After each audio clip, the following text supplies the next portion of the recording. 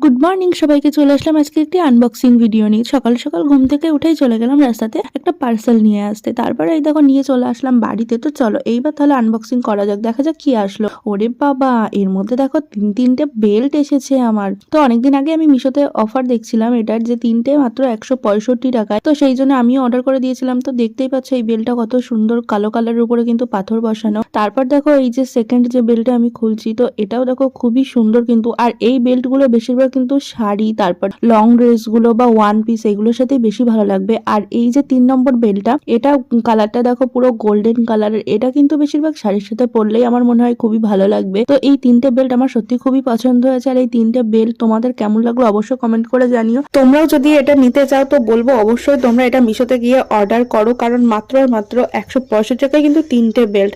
আজকের আনবক্সিং ভিডিওটা এখানে এন্ড করছি। দেখা হচ্ছে নেক্সট কোনো ব্লগে। ভিডিওটা কেমন লাগলো অবশ্যই কমেন্ট করে জানিও। বাই।